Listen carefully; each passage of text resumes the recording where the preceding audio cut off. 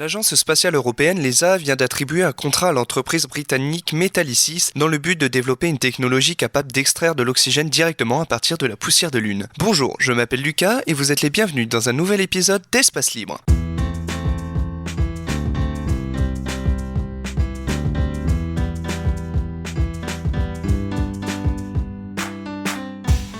Vous le savez peut-être, une des missions de la NASA est de retourner sur la Lune. Mais cette fois-ci, non pas pour y aller et revenir, mais bien pour y rester. Ils vont mettre en orbite une station qui permettra aux astronautes de descendre sur la Lune et de retourner dans la station en orbite autour d'elle quand ils le veulent. Mais le but final est de rester sur la Lune avec une base lunaire. Et pour cela, il faut réussir à s'autosuffire. Et dans ce but, la NASA a attribué une mission à une entreprise pour en récupérer l'eau de la Lune, car oui, il y a de l'eau sur la Lune et elle peut être utilisée pour boire.